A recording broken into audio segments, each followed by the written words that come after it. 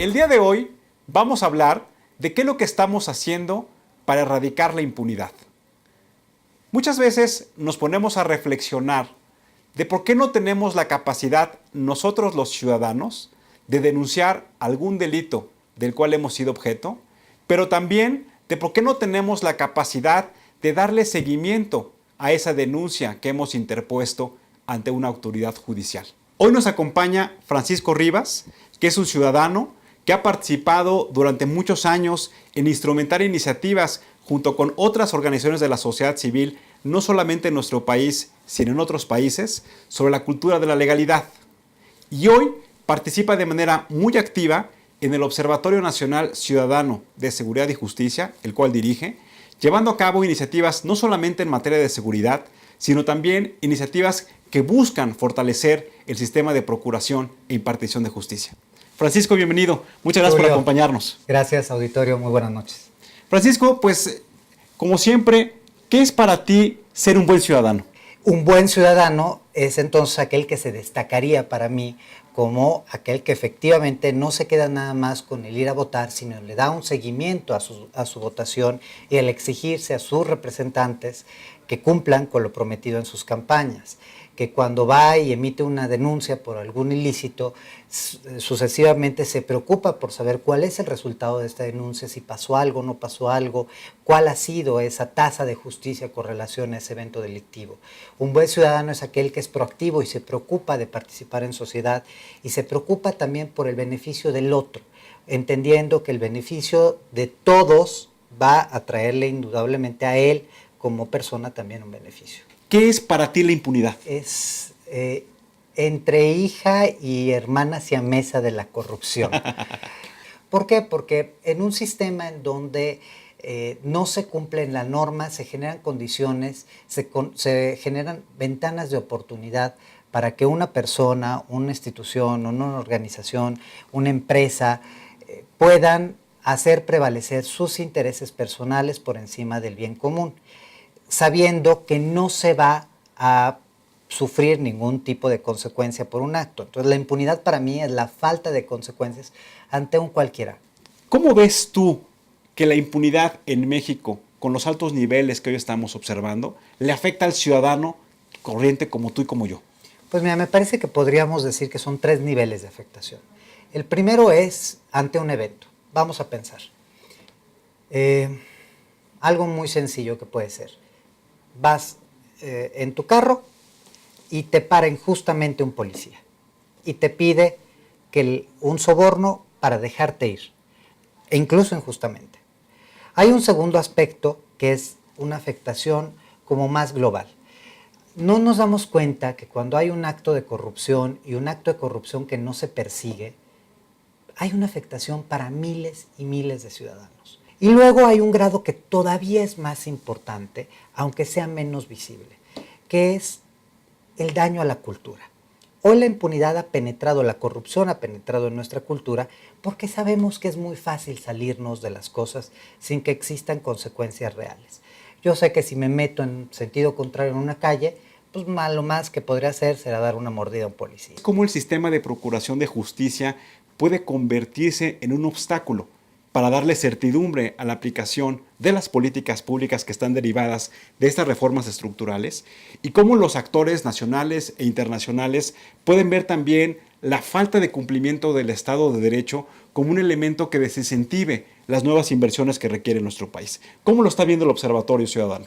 Se espera que llegue a generarnos mejores condiciones de acceso a la justicia, que garantice una despresurización del sistema de procesos, todo el sistema penal, y que permita que efectivamente una persona pueda lograr esa bendita justicia y evitar que se dé la corrupción. El problema de base, ¿cuál es? Es un problema que tenemos muy común en México. Se generan de antemano reformas, se generan de antemano cambios en donde desde el marco institucional ya sabemos que no se van a poder cumplir. Hay una serie de reformas, una serie de programas, una serie de políticas públicas que están hechas para fracasar, que son excelentes políticas públicas, pero que no se pueden aplicar.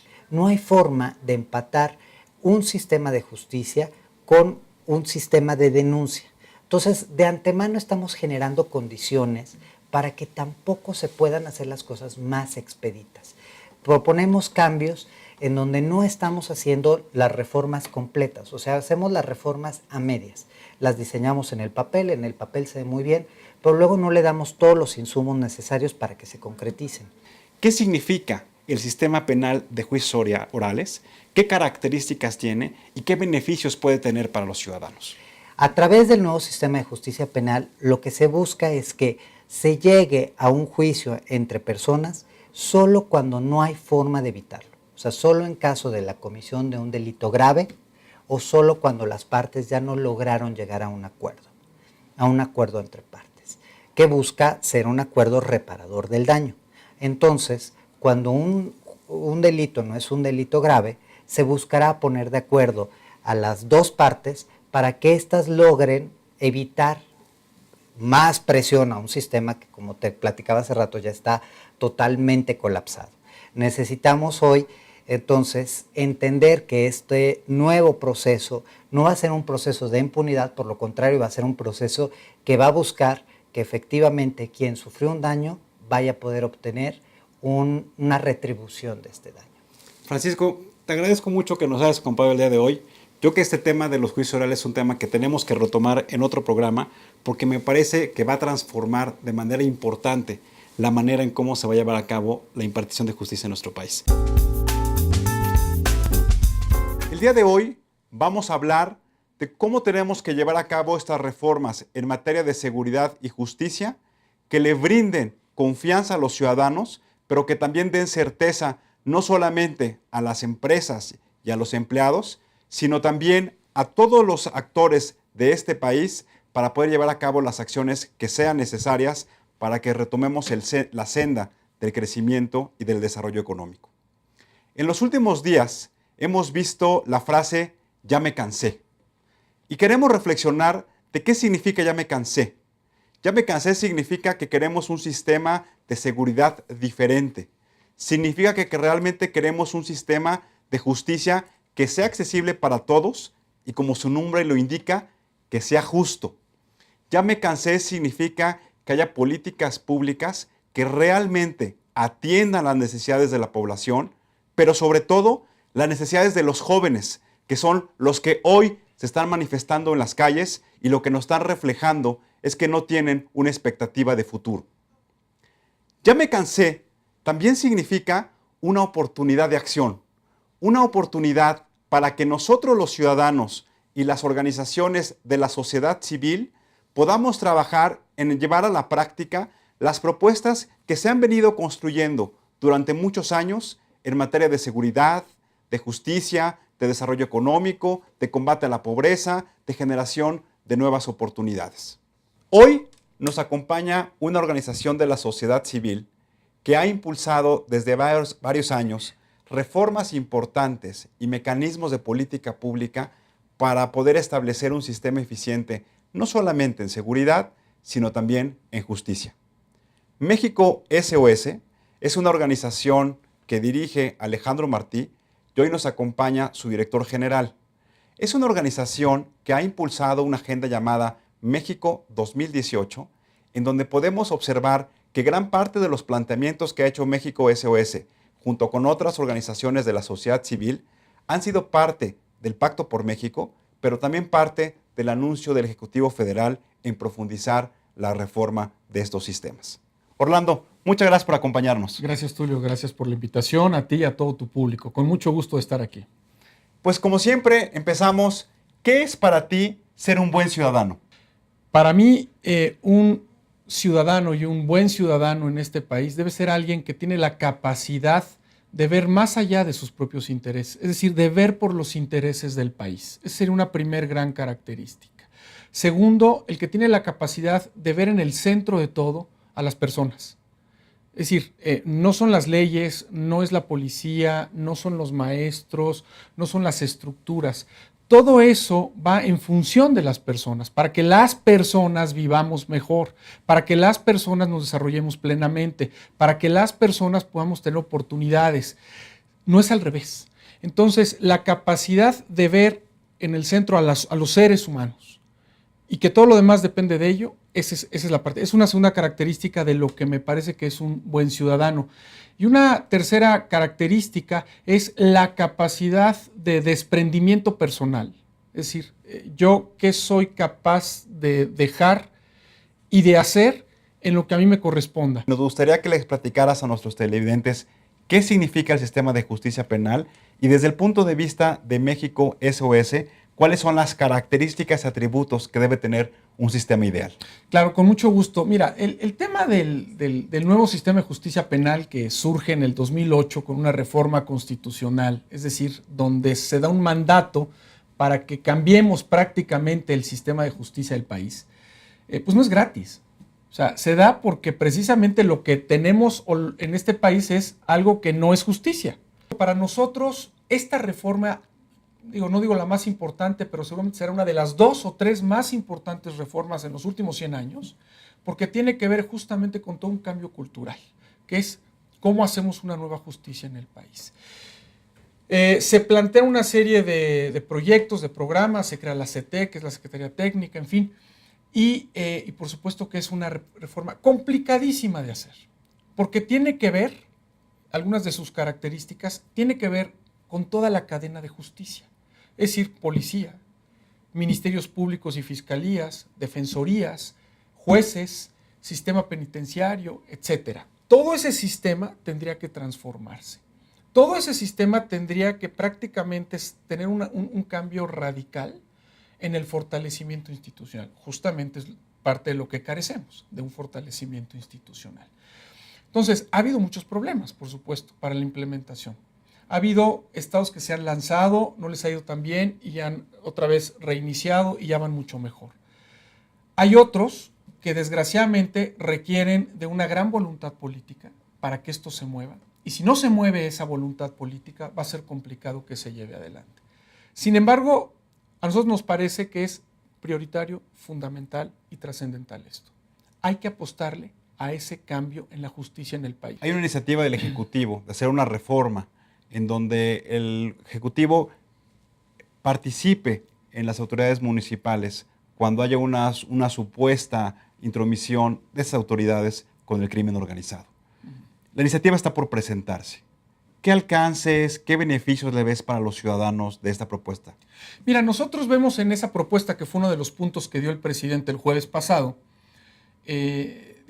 todo lo que tenga que ir en contra de la corrupción y de los actores que están metidos y coludidos, bueno, pues está bien, todo lo que tenga que ver. Lo que pasa es que no lo entendemos bien, porque en primer lugar menciona a los presidentes municipales, a los municipios, pero no hay una mención a los estados ni a la federación. Y no son solo los municipios los que están involucrados en esto. Hay muchos casos, testimonios, investigaciones en donde estados y federación también están metidos y están coludidos con el crimen organizado. Entonces, ¿qué va a pasar con el estado y con la federación? La primera duda. La segunda es, ¿por qué no apostarle mejor a ese fortalecimiento de las instituciones, como debe de ser, en el caso concreto de Guerrero, por ejemplo, y cualquier parte del país, podríamos decirlo, no en todos, pero sí en muchas partes del país? ¿Por qué no apostarle mejor al fortalecimiento de todo este orden de justicia, la propia policía? ¿Por qué hasta ahora? ¿Por qué en vez de dedicar los recursos a una ley que tenga que ver con esto, por qué no nos vamos realmente a apostarle en serio al fortalecimiento y a la renovación de ministerios públicos, de la investigación, de la policía investigadora, la parte judicial, por ejemplo? ¿Por qué no transformamos nuestro sistema penitenciario? El mando único lo dijo, ahora lo comentaremos, pero me parecería que entre ley y ley y ley que sale o que la menciona el jueves, se nos pierde un poco la esencia de lo que realmente hace falta y es necesario, y hay que ponernos a actuar. Tiene que haber una nueva ley de delincuencia organizada con el nuevo Código Nacional de Procedimientos Penales. Pero no se menciona que el debate está entre si la parte de la federación cede o hay algún tipo de responsabilidades muy bien marcadas para que los estados también ataquen lo que tenga que ver con delincuencia organizada. Hoy por hoy la federación lo debe tener. En la realidad y en la práctica eso no funciona. Hay estados que han tenido que entrarle directo a atacar la delincuencia organizada. Entonces, ¿por qué no de una vez marcamos bien las competencias de cada uno? Eso sería dividir las responsabilidades. Entonces, lo que quiero decir con esto es que ya hay instancias, ya se ha hablado mucho, ahí están las propuestas para dividir muy bien cuáles son las competencias que le tocan a cada uno. Lo que tenemos que hacer es que quede claro, clarificarlo y entonces irnos sobre ello, pero sobre las bases que ya tenemos ahora y que nos están pidiendo nuestras propias leyes y nuestros propios sistemas. México SBS ha impulsado la creación de un teléfono único de emergencias. Ya fue anunciado por el presidente esta iniciativa. Platícanos, ¿cuáles consideras tú que son las ventajas, los beneficios que tiene para ti como para mí, que somos ciudadanos, el llevar a cabo esta medida? Las ventajas son enormes, enormes. Hoy tenemos quién sabe cuántos números para emergencia, al menos 2 o 3 nacionales y después cada estado tiene alguno. Entonces se nos complica, de entrada ya es una homologación de un número de emergencia, ese ya es una primera ventaja y un beneficio maravilloso. La segunda es que implica y obliga a que las autoridades, los C4 o donde se reciba la información, pues tengan que ponerse las pilas para reajustar todo a ese número, porque ese número es el que va a estar observándose. Y creo que una tercera ventaja es que, pues para eso está creado, es que debería inmediatamente de haber una atención de emergencia en cualquier delito de estos graves que hoy por hoy tarda mucho tiempo en concentrarse y en atenderse. Quisiéramos recordar, ya me cansé, es una oportunidad de acción. Queremos enfatizarlo. Es una oportunidad para que vuelva el amor a nuestro país, para que vuelva la capacidad de los ciudadanos, para que realmente lo que estamos pensando y no otros digan que es solamente una percepción, sino que es una realidad, pueda llevarse a cabo. Este país requiere un cambio de fondo. Y un cambio de fondo significa un sistema de seguridad y justicia, como lo ha relatado Orlando, diferente. Muchas gracias por acompañarnos en este programa. Aprovechamos para, en nombre de todo el equipo de Buen Ciudadano y de KW Televisión, desearles una feliz Navidad y pedirles que uno de los propósitos de Año Nuevo sea que todos los días seamos mejores y buenos ciudadanos. Muchas felicidades.